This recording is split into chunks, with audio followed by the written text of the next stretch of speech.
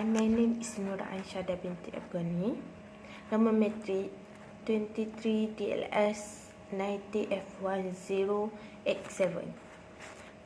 I want to present about the background of industrial relationship in Malaysia. Malaysian economy has been highly dependent of Japan and America in what response to further its export-oriented industrialization strategy. Outside of this strategy, instead effectively banned unionization in electronic sector as an especially started strategy to attract inward investors. Strategies and multinational anti-union strategy in the electronic sector at the macro and organization level.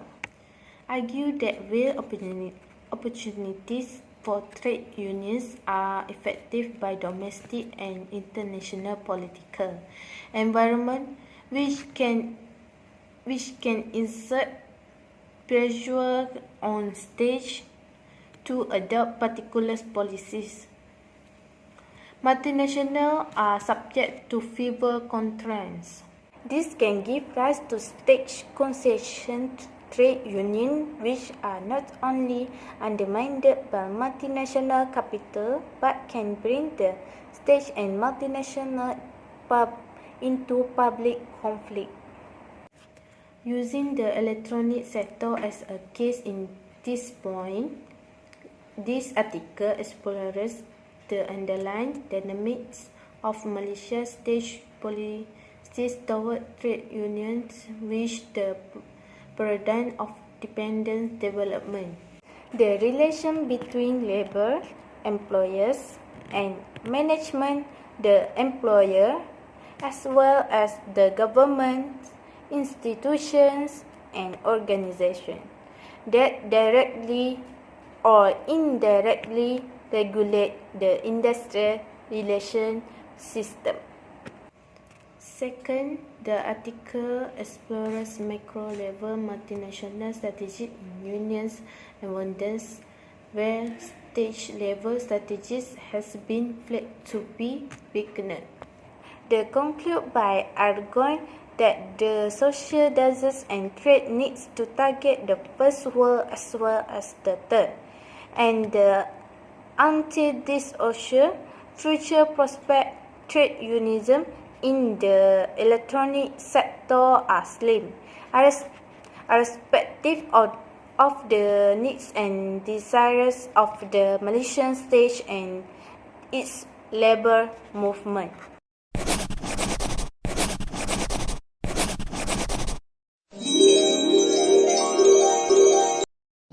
Hello friends, my name is Kugashini Sandran from DLS 4C and my metric number is 23 DLS 19F1099. Today, I'm going to present about definition and objective of industrial relation. Okay, let me see the definition first. Okay, the first definition is industrial relation is the art of living together for the purpose of production. Okay, the second definition is industrial relations are the complex interrelation among managers, workers and agents of government. Okay, the third is term of industrial relation. The term of industrial relation include recruitment, selection and training of employers. Okay, let me see about the objective of industrial relation. There are 5 industrial relation objectives. The first is enhance economic status of workers. The second, regulate production by minimizing industrial conflict. Third, improve workers' strength. Fourth, avoid industrial conflict. And the last one is maintain industrial democracy. Assalamualaikum warahmatullahi wabarakatuh. My name is Farah Arifah binti Nur Azli. My metric number 23DLS 19F1094. I want to present about why industrial relation is important. First is uninterrupted production. The most important benefit of industrial is that it ensures continuity of production. That means continuous employment for all involved, right from managers to workers. The resources are fully utilized, resulting in the maximum possible production. There is uninterrupted flow of income for all. Okay, smooth running of any industry is of vital importance for several other industries. If the products are intermediaries or inputs to exporters, if these export goods to consumer and workers, and if they are goods of mass consumption. Okay, second is reduction in industrial disputes. Good industrial relations reduce disputes. Disputes are reflection of the failure of basic human urges or motivation to secure adequate satisfaction or aspiration, which are fully cured by good industrial relations. Strikes, lookouts, go-slow tactics, and grievance are some of the reflection of industrial unrest which do not spring up in an atmosphere of industrial peace. It helps in promoting cooperation and increasing production.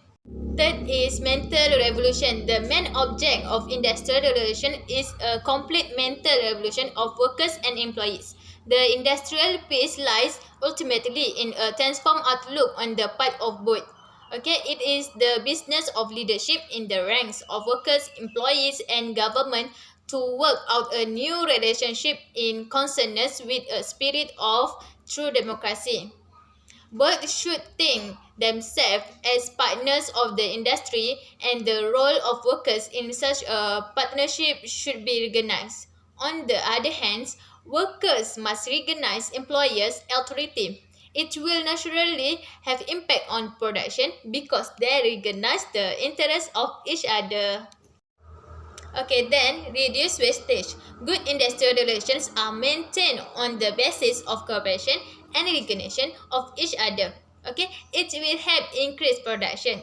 Wastage of material and machines are reduced to the minimum, and thus national interest is protected. Okay, lastly is high moral. Good industrial relations improve the moral of the employees. Employees work with great zeal with the feeling in mind that the interest of employer and employees is one and same, such as to increase production. Every worker feels that he is a co-owner of the gains of industry, are not for him alone, but they should be shared equally and generously with his workers. In other words, complete unity of thought and action is the main achievement of industrial peace. It increases the place of workers in the society. Okay, it naturally affects production because mighty cooperative efforts alone can produce great result. Okay, for your information, employer is a person, firm, or other entity which pays or hires the service of another person. The employees is an individual who provides labor to a company or another person. That's all for me. If you have any question, can ask me, okay? Thank you. Hai, Assalamualaikum warahmatullahi wabarakatuh. My name is Nur Shodatika binti Mama Mortal. My matrix number is 23-19F1080. Today, I would like to talk about difference between industrial relationship responsibility and human resource management responsibility. Difference between industry relation and human resource management is that industry relation is about established relationship among the stakeholder, while human resource management is about managing the human resource organization. This article analyzes these two concepts and the difference between industry relation and human resource management in detail. Human resource management refocuses on the way of effectively managing the human resource in organization, and industry relation is about establishing a good relationship between employers and employees. Industry relation is a part of human resource management. There are four parties involved in industry relationships, such as employer, employees, trade union, and government. In human resource management, there are mainly two parties involved, the employees and employers. Difference between industry relation responsibility and human resource management responsibility. Firstly, industry relation is ensuring a smooth flow of business operation. Secondly, reducing industrial dispute that directly impact productivity. The thirdly, increasing the morale of employees with peaceful and safe environment. The next one is promoting economic growth and development based on employees' performance and employer leadership skill. Lastly, discourage unfair practice through acceptance and procedure. Human resource management responsibility.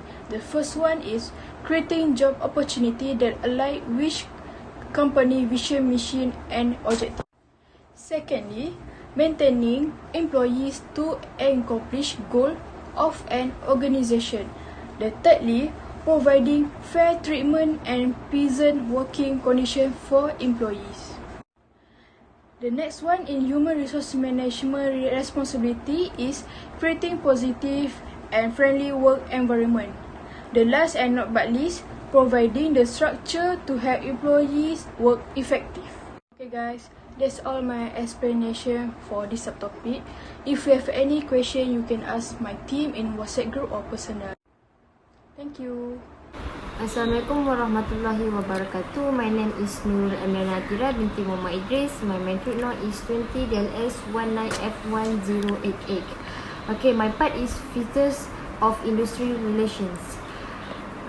Industrial relations are born out of employment relationship is an industrial setting. Without the assistance of two parties, labor and management, the relationship cannot exist. Is an industry which provide the environment for industrial relations. Industrial relations are characteristic by both conflict and cooperation. So the focus of industrial relations is on the study of the attitudes, relations, provide the environment for industrial relations. Industrial relations are characteristic by both conflict and cooperation. So the focus of industrial relations is on the study of the attitudes, relations, relationship, practice and procedures developed by the contending parties to resolve or at least minimize conflict. As a labor and management do not operate in isolation but are a part of the larger system, so the study of industrial relations also include vital environmental issues like technology of the workplace, country, social economy and political environments, nation labour policy, attitude of trade unions, worker and employees. IR are outcomes of employment relationship is an industrial enterprise. This relationship cannot exist without the two parties, namely employers and employees. Okay, next, IR system creates rules and regulations to maintain harmonious relations. IR are a dynamic and developing concept, not a static one. They undergo change with changing structure and scenario of the industry as and when change occur. Several parties are involved in the IR system. The main parties are employee and their associations, employees and their unions and the governments. The three parties interact within economic and social environment to shape the IR structure. The government intervenes to shape the industry relations through laws, rules, agreements, terms, characters, and each other. Industry relations include both individual relation and collective relationship. That's all for me. Thank you.